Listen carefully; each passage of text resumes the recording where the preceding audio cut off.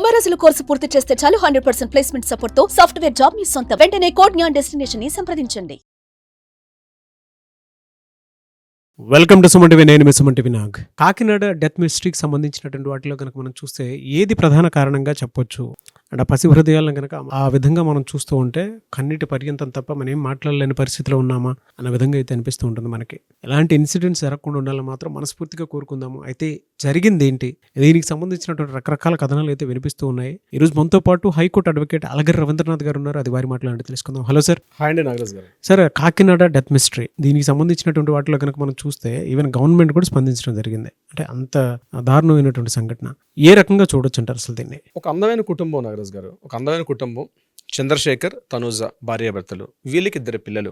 ఒక central government job, అది కూడా ఓఎన్జీసీలో అకౌంటెంట్ జాబు కాకినాడలో. ఓఎన్జీసీ అంటే oil and natural gas services. దాంట్లో ఆయనకు ఒక మంచి జాబ్ చేస్తున్నారు. హ్యాపీ లైఫ్, సొంత ఇల్లుంది, పిల్లలు బాగా చదువుకుంటున్నారు, ఓ అందమైన భార్య. ఇటువంటి హ్యాపీయెస్ట్ లైఫ్ అంటే ఎటువంటి గొడవలు లేనటువంటి ఒక అందమైనటువంటి కుటుంబం. అయితే హాల్ ఆఫ్ సడన్గా మన హోలీ వేడుకల్లో భాగంగా జరిగిన సంఘటన అత్యంత దురదృష్టకరం. ఆ రోజు జరిగిన సంఘటన హోలీ వేడుకల్లో భాగంగా వాళ్ళ ఫ్రెండ్స్తో పాటు ఓఎన్జీసీ ఉద్యోగస్తులందరూ కలిసి చేసుకునే కార్యక్రమానికి ఈ తనుజ అన్నటువంటి అమ్మాయి వెళ్ళడం. దానికన్నా బిఫోర్ ఒక 1 hour బ్యాక్ ఏంటంటే ఈ పిల్లలు స్కూల్లో యూనిఫామ్స్ ఇస్తున్నారు. అంటే న్యూ ఇయర్ స్టార్ట్ అవుతున్నాయి పిల్లలు కాబట్టి ఇప్పుడే యూనిఫామ్స్ ఇస్తున్నారని చెప్పి పిల్లల్ని తీసుకువెళ్ళి అక్కడ యూనిఫామ్ సరిగ్గా సెట్ కాలేదని చెప్పి తన 2 పిల్లల్ని తీసుకొని చంద్రశేఖర్ అటువంటి ఈ వ్యక్తి తన పిల్లల్ని తీసుకొని ఇంటికి రావడం. అరగంట అయింది, గంట అయింది, అయినప్పటికి కూడా అటు నుంచి ఇటు రెస్పాన్స్ రాకపోతే ఈ తనూజ అంటే ఈయన భార్య, చంద్రశేఖర్ గారి భార్య, తన ఫ్రెండ్స్ని తీసుకొని ఇంటికి వచ్చేసరికి బయట చెప్పులు ఉన్నాయి, తలుపు వేస్తుంది, లోపల నుంచి గడి పెట్టేసి ఉంది. ఎన్నోసార్లు కొట్టినప్పుడు కూడా తలుపు తీయకపోతే ఇరుగు పొరుగు అందరినీ పిలిచి కిటికీ యొక్క ఆ స్క్రూస్ని రిమూవ్ చేసి లోపలికి వెళ్ళి చూసేసరికల్లా దిగ్భ్రాంతికరటువంటి అక్కడ సంఘటన చూసి ఆశ్చర్యపోయారు. అంటే తన 2 పిల్లల్ని కూడా కాళ్ళు చేతులు కట్టేసి బకెట్లో ఆ 2 తలని ముంచేసి చంపేసి, అంటే ఫస్ట్ అంటే ఒక మాస్టర్ బెడ్రూమ్లో ఉన్నటువంటి సంఘటన, అటాచ్డ్ బాత్రూంలో ఈ సంఘటన కనిపిస్తుంది. ఆ పక్కన ఇంకొక బెడ్రూమ్కి వెళ్ళేసరికి, చిల్డ్రన్ బెడ్రూమ్కి వెళ్ళేసరికి అక్కడ ఫ్యాన్కి ఉరివేసుకొని ఈ చంద్రశేఖర్ తనకు తను సూసైడ్ చేసుకున్న సంఘటన అయితే కనిపించింది. పోలీసులు వచ్చి ఆ సంఘటన మొత్తం చూసి ఆ ప్రాథమిక దర్యాప్తు చేసిన తర్వాత దీని వెనకాల ఏమీ పెద్దగా కారణాలు అయితే ఏమీ లేదు, ఇది కేవలం ఒక సూసైడ్ అటెంప్ట్, అది కూడా తన 2 పిల్లల్ని కూడా చంపేసి తను కూడా ఆత్మహత్య చేసుకున్నారని చెప్తూ కూడా అక్కడ ఒక సూసైడ్ లేఖ కూడా ఈ చంద్రశేఖర్ రాసిన సూసైడ్ లేఖ కూడా అక్కడ ఉంది. అందులో ఆయన చెప్పిన వివరాలు ఏంటంటే అది ప్రధానంగా ఇప్పుడు మనం డిస్కస్ చేసుకోవాల్సిన పాయింట్. అది నాట్ ఓన్లీ ఇది ఒక చంద్రశేఖర లేకపోతే తనూజ పిల్లల విషయం కాదు. నాకు తెలిసి 90% ఆఫ్ కుటుంబాలు ఇటువంటి ఒక ఈ సెల్ఫ్ పిటీ అన్నటువంటి ఒక జబ్బుతో బాధపడుతున్నారు. అది తమకు తెలియదు, ఒక సెల్ఫ్ పిటీ అని జబ్బు అని తెలియకుండానే దానికోసం బాధపడుతున్నారు. ఆ సూసైడ్ నోట్లో ఏముందంటే, నా పిల్లలిద్దరిని కూడా ఒక స్కూల్లో జాయిన్ చేయించాను.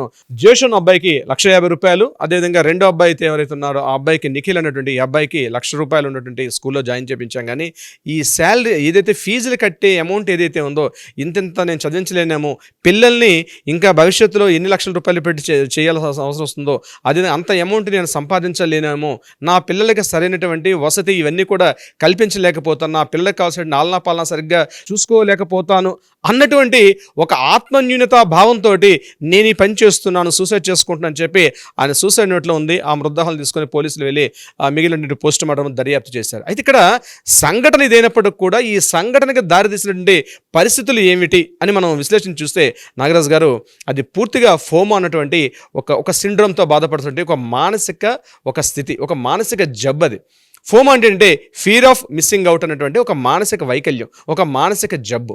ఏమిటి ఫియర్ ఆఫ్ మిస్సింగ్ అవుట్ అంటే ఏంటి సార్, ఇంత తొందరగా మీరు ఎలా అనలైజ్ చేసేస్తారంటే, ఆ సూసైడ్ నోటు అక్కడ వాళ్ళు మాట్లాడండి, ఆ సోదరుడు అంటే వాళ్ళ బ్రదర్ తనూజ వాళ్ళ బ్రదర్ మాట్లాడిన మాటలు ఇవన్నీ విశ్లేషణ చూస్తే సమకాలీన ఒక సగటు మధ్యతరగతి ఒక తండ్రి పడుతున్నటువంటి యాతన అందులో మనకు కనిపిస్తుంది ఆ యొక్క సూసైడ్ నోట్లో. దీన్ని ఫియర్ ఆఫ్ సిండ్రోమ్ అంటే ఒక మానసిక వైకల్యం నేను చెప్తాను. ఈ ఫియర్ ఆఫ్ మిస్సింగ్ అవుట్ అనేటువంటి ఒక వ్యాధి ఫోమో అంటారు దీన్ని. యాక్చువల్గా దీనికి యాంటీ ఏముంటుందంటే జోమోన్ అంటే యాక్చువల్గా నేను చెప్తాను. సో ఈ ఫోమ్ అనేది ఏంటంటే fear of missing out.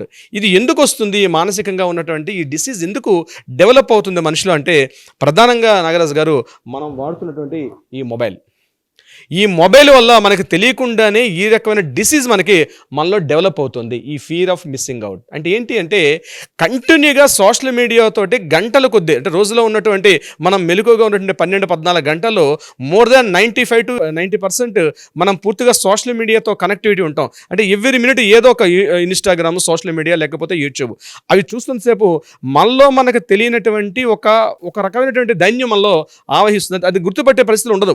Initial స్టేజ్లో గుర్తుపట్టం, పీక్ స్టేజ్కి వెళ్ళిపోతే జరగబోయే పరిణామం ఇప్పుడు ఈ చంద్రశేఖర్, తనుజల యొక్క పరిస్థితి తమ జీవితాన్ని ముగించుకునే స్థితికి వస్తారు. ఇది కాస్త వినడానికి చాలా కష్టంగా ఉన్నప్పుడు కూడా వాస్తవం అయితే ఇదే. ఏమవుతుందంటే ఫోన్కి బాగా అడిక్షన్ అయిపోయి సోషల్ మీడియాలో ఎవ్రీ మినిట్ ఏం జరుగుతున్నటువంటి ఉత్సాహం, కుతూహలం ఎక్కువైపోతుంది. ఇది సెకండ్ స్టేజ్కి వెళ్ళేసరికల్లా వాళ్ళలో తెలియనటువంటి ఒక మార్పు ఏంటంటే ఒక సెల్ఫ్ పిటి, నేను స్టార్టింగ్లో చెప్పినట్టు ఒక సెల్ఫ్ పిటి, తమలో తమకు ఒక ఆత్మన్యూనతా భావం, ఆ సెల్ఫ్ కాన్ఫిడెన్స్ బాగా ఇదైపోతారు పూర్తిగా.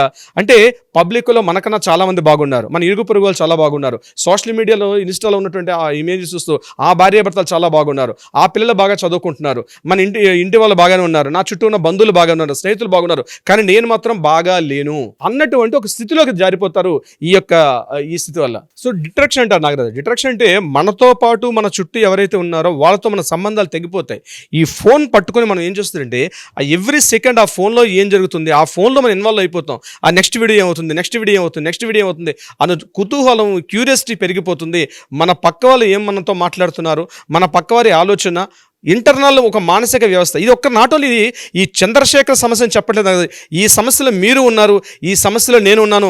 మనతో పాటు వీడియో చూస్తున్న ప్రతి ఒక్కరు కూడా నేను చెప్పే ఈ సిండ్రోమ్తో బాధపడుతున్న వాళ్ళు ప్రతి ఒక్కరూ ఉంటారు. అంటే ఎప్పుడు అటాచ్లో ఉంటారు సోషల్ మీడియా, ఆ ఫేస్బుక్, ఇన్స్టా, ఇతరతర సోషల్ మీడియా ఏవైతే ప్లాట్ఫామ్స్ ఉన్నాయో ప్రతి ఒక్కరం కూడా దీంతో పాటు కనెక్ట్ అయి ఉంటాం. మనకు తెలియకుండానే మన వ్యక్తిత్వాన్ని, మన అభిరుచుల్ని, మన ఇష్టాలని, మన తాలూకా ఎంటైర్ మన త్రూఅవుట్ లైఫ్ని కూడా మనకు తెలియకుండానే మనల్ని ప్రభావితం చేస్తుంటుంది. మన ఆహారపు అలవాట్లు, మనం వేస్తున్న దుస్తులు, మనం మాట్లాడుతున్న వ్యక్తులు, ఎవరెవరితో మాట్లాడుతున్నాం, ప్రతిదీ కూడా ఆపోజిట్ జెండర్స్ ఎలా బిహేవ్ తెలియకుండానే ఒక మానసిక వైకల్యం తెలియకుండానే మానసిక వైకల్యంలో పడిపోతున్నాం ఈ యొక్క ఫోమ్ అన్నటువంటి ఈ డిసీజ్ వల్ల.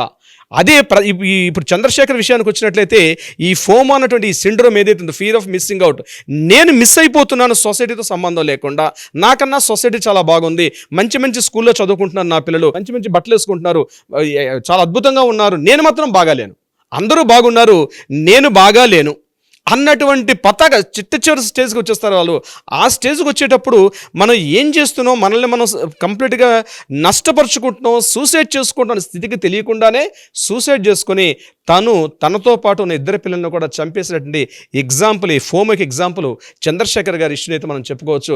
అదృష్టవశాత్తు నేను చెప్తానండి, తనూజ గారు మిస్ అయిపోయారు. ఆ టైంలో ఆ స్థితికి వెళ్ళిపోతారు, ఏం చేస్తున్నామో తెలీదు. ఇది కేవలం చంద్రశేఖర్ తన ఇద్దరు పిల్లల్ని చంపినటువంటి తన డెత్ మిస్టరీ ఇది కేవలం ఫ్యామిలీకి. కొంతమంది ఇది కాస్త ప్రభావం పెరిగింది అనుకున్నారు గారు, అది సోషల్ యానిమల్స్గా తయారైపోతారు. కొన్ని మూవీస్లో మనం చూస్తాం, సోషల్ యానిమల్ అంటే ఎదుటి వాళ్ళని చంపడానికైనా సిద్ధపడిపోతారు, ఎదుటి వాళ్ళని ప్రాణాలు తీయడానికి సిద్ధపడిపోతారు, వీలైతే వాళ్ళ ఆడపిల్లల మీద అఘాయిత్యాలు చేయడానికి కూడా సిద్ధపడిపోతారు. కేవలం influence of the social media అన్నటువంటి ఈ ప్రభావం తెలియకుండానే మనం దానికి ఇన్ఫ్లుయెన్స్ కాబడతాం, తెలియకుండానే మనం దాంట్లో అడిక్ట్ అయిపోతాం, తెలియకుండానే మనం వాళ్ళతో ట్రావెల్ చేసేస్తుంటాం. మనం రోజు చూస్తున్న మూవీస్ ఇది కూడా ఈ ఆల్గరిథంతో పనిచేస్తాయి. ఇవన్నీ కూడా అంటే మనం ఏదైతే వీడియోస్ చూస్తుంటామో అదే వీడియోస్ రిపీట్గా కనిపిస్తుంటాయి. ఎందుకంటే యూట్యూబ్ని ఆపరేట్ చేసేది ఒక ఏఐ సిస్టమ్తో పనిచేస్తుంది కాబట్టి ఏ వీడియోస్ చూస్తుంటాం అవే వీడియోస్ వస్తుంటాయి.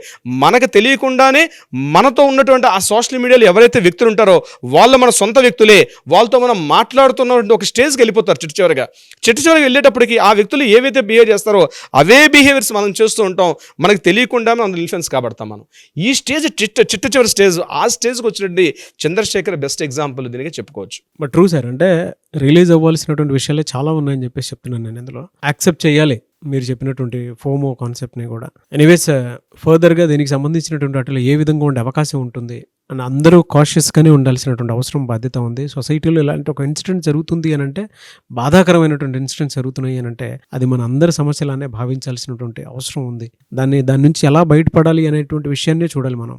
అలాంటి పిల్లలకి అలాంటి దారుణమైనటువంటి అసలు మాట్లాడుకోలేము సార్, అంత బాధాకరమైనటువంటి విషయం ఇదే. సుమన్ టీవీలో మీ పర్సనల్ అండ్ బిజినెస్ ప్రమోషన్స్ కోసం కింది నెంబర్కి కాంటాక్ట్ చేయండి.